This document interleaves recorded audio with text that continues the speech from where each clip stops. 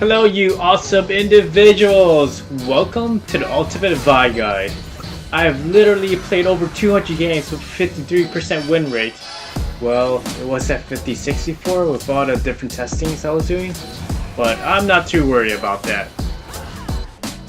And I'm pretty sure you guys don't want to wait for me to climb because by that time the season will already be over and another patch comes along.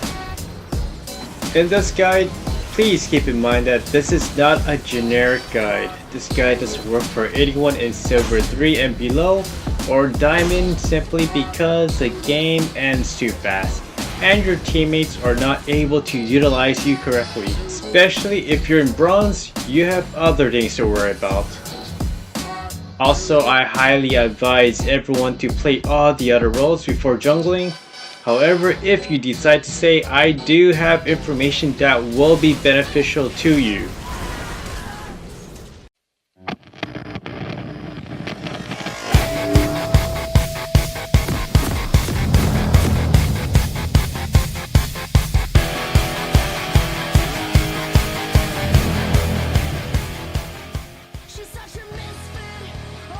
Let's get started. For runes, you want to get 8 damage marks, 9 armor seals, 9 cooldown glyphs, 3 attack speed quints, and 1% crit for good luck.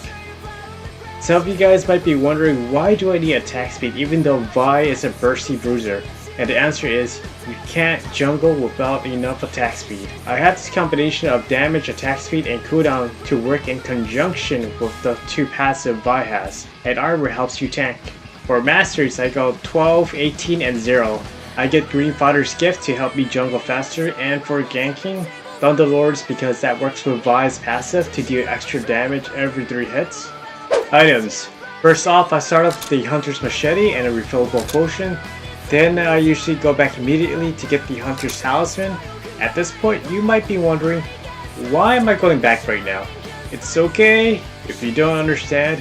Everything will make a lot more sense once we move into jungling and teamfights. After getting the machete and the talisman, I usually get the blue Stalker's Blade, everyone else gets the red Skirmish Saber, and that's fine too.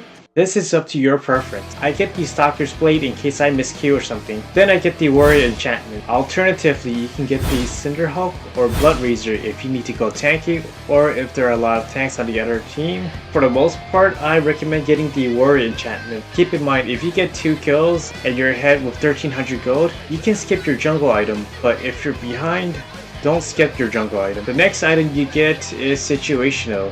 You have to plan ahead and get items based on what you need.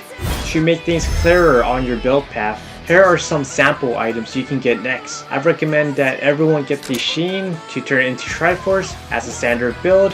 Triforce gives you a lot of stats you need, but it's pretty expensive when you compare to other items. Let's just say there are a lot of tanks on the other team. Instead of getting Triforce, I would have got Black Cleaver. Vi naturally has armor penetration for passive denting blows, and getting Black Cleaver makes it even better. For a couple of the people who asked me about lethality, this is why getting lethality on Vi isn't necessary. Maybe in another game when there are a lot of mages, the Maul would be a great choice. What if you're in a game when you're really behind and auto lanes have lost or the enemy team is super fed? In this case, don't waste time getting damage. Rush a tank item like a Dead Man's Blade or something. At that point, it's all about surviving and stalling for late game. What you guys need to understand is there is no one specific build I use over and over again for Vi. Every game is different. Look at this rank game here, for example. I got Guardian's Angel as a second item. Triforce and Thormail was the only tank item because they were all AD,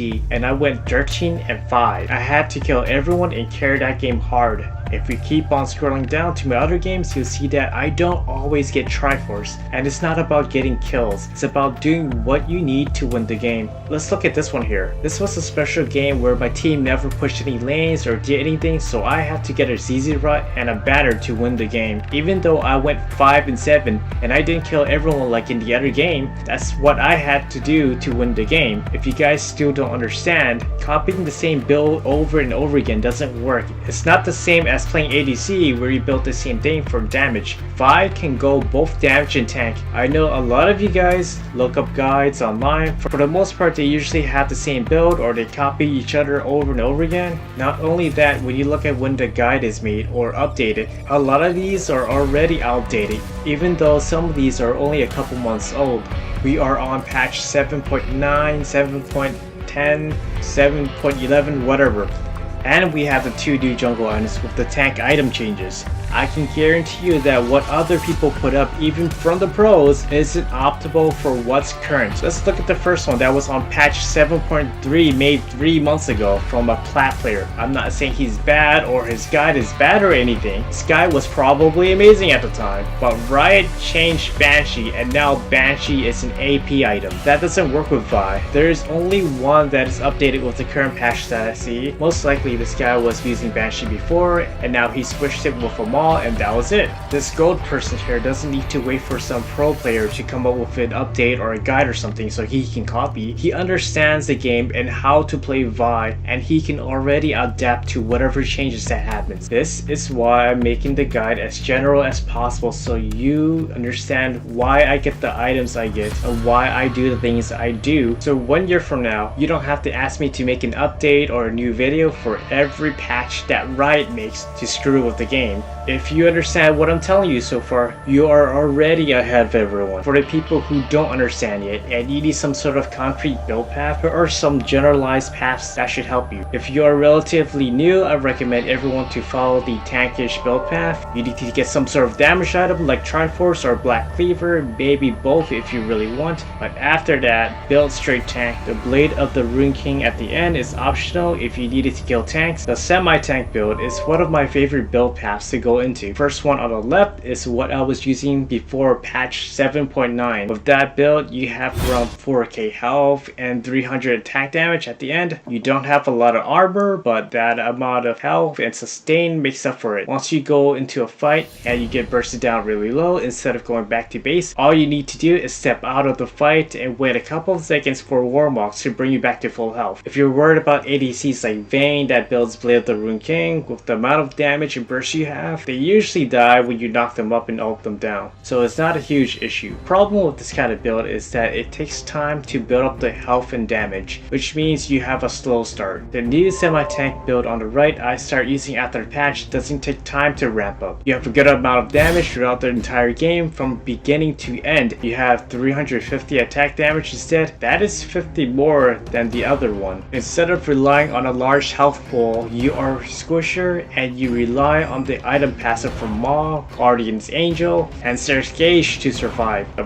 problem with this kind of build is that there is no sustain. A lot of times I have to go back or attack jungle monsters to get my health back up. The last build path, the attack damage build, I cannot recommend this to anyone unless you're in bronze where everyone sucks and you can kill everyone easily, or if you're diamond or something like Night Blue who can go 25 and 10 or 12 and 2. Even then, Night Blue doesn't always use his damage build. He does it sometimes. Yeah, sure, I mean, you have tons of damage with 400 AD and a crit from IE and lots of attack speed. If your team needs a tank, tank for them. This build is great if you're not the center of attention where everyone CCs you and blows you up in one hit. For boots, get whichever one of the 3 boots that you need for your game. Now going back to what I said before, how I build different every game, here is a chart or a list of items that you can use on Vi. I put everything into 3 categories for you. It's pretty self-explanatory. And also I included the 2 new items, Gargoyle Stone Plate, Adaptive Helmet, and a new tank item changes. The only thing we need to talk about is the 3 questionable items at the bottom. I used to get Banshee, but currently Riot have changed Banshee into an AP item, which isn't useful. You can use Maul,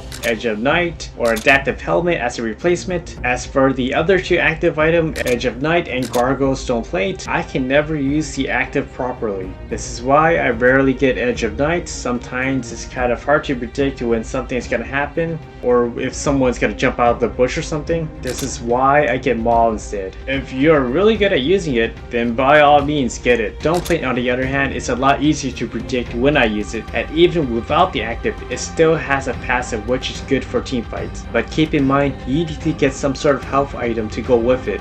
spells. First I get 1 point in E, another point in W. You need W to help you jungle, so you have to get the second, and another point in Q. As for what to max, I do things a little bit different from everyone else. Everyone else max Q first, then E second, but I personally max E first because for me, E is a more reliable source of damage. Let's just say I'm terrible or something and I miss my Q. E is based on your auto attack and it's impossible to miss with my E. Not only that, it has 2 charges and a 1 second cooldown. Also, the damage difference between maxing Q and E is negligible in the early level. I have tested it and missing 10 damage isn't a lot. However, the differences are a lot larger later in the game, but by that time, you should already be maxing Q and your E has 2 charges. That is how I manage the difference in damage. I make sure I start leveling up Q when I start to have more items. Personally, I would rather have a reliable source of damage than debate what happens if I miss. Just remember, this is my preference. I mostly use Q to move around and knock people up so they don't escape. If you're really good and you never miss, then max Q first. You can do whatever you want as long as the math makes sense. That is what's important. Also take note that alternatively early on you can put 2 points in W to help you jungle faster if you feel that is necessary, but do not put more than that or you will gimp yourself. There are some combos for your spells. It's fairly simple. You can charge Q, auto attack,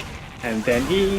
If the target is further away, you can charge Q, flash, auto attack, then E. This is helpful if you're trying to make a sneak attack or if someone's getting away. If people are getting away and you don't have your flash, you can charge Q then ult to catch up to them. Remember to always lead with your Q first when you can. So by the time you finish ulting, your Q can come back off cooldown and you can use your Q again. As for animation cancelling, I personally don't worry too much about it, and I don't think you guys should worry too much about it either. From my experience, it matters more in higher elo, and there are other things that people should worry about. Also, animation cancelling on Vi isn't hard, and I'm sure most of you guys are doing it already without even knowing. If we go back to the first example where I showed you the Q, auto attack, and then E, that auto attack animation comes in naturally when you Q into someone for the most part. Basically, you want to press E right after you auto attack to get a larger burst of damage. Instead of waiting for the auto attack animation to go through, you cancel it. But really though, just try it. It's not that hard. It's not like you're playing some complicated Street Fighter game with a C Viper or something like that. So don't stress too much over special combos and animation cancelling this and that. Now, I'm bad at mechanics too, but yet I'm still able to play Vi. Jungling. Step 1, you're going to invade the enemy jungle. Well, that didn't go very well.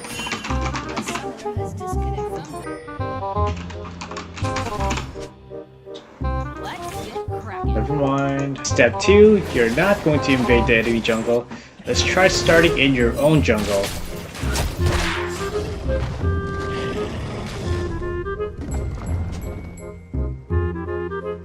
Step 3, have your annoying teammates ping the shit out of you non-stop to gank them when the game just started.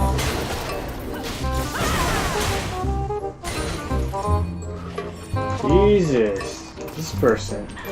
I know, I don't understand. Don't you hate those people who are like pinging you to death? Like, dude, cover your own fucking lane. How are you? If you can't handle your lane, then don't play the lane. The dude's already halfway dead. Why am I not getting the gank, dude? I need a gank. Step 4, give up, rage quit, and uninstall the game. Now ask yourself, why am I still playing this terrible game? No, really though. On a serious note, I showed you this because the number 1 thing you need to know first is your teammates are your worst enemies. These kind of things happen a lot when I play solo queue. Yes, your teammates will sometimes troll you and screw you over, not only because they're bad, but because they can. Sometimes it's on purpose, and sometimes they do it unintentionally because they're not thinking, they're just being dumb. Let's start over again. I'm going to show you this once and then twice again to explain things. First, we're going to take blue, then take whatever jungle camps that's nearby, then take the red, recall back to base, buy the next jungle item, head straight to dragon, kill the dragon, and ta-da! Level the dragon, and 4 minutes alone with no help. WTF. Level 3. Now you guys can all leave. This is what you came for. The guide is over. I made you guys rush through a whole bunch of nonsense and filler like every other YouTube bullshit. Just kidding. Don't leave yet. That was the quickest rundown. Now I'm going to go over everything and explain more of what really happens in game and additional stuff in part 2 of the guide.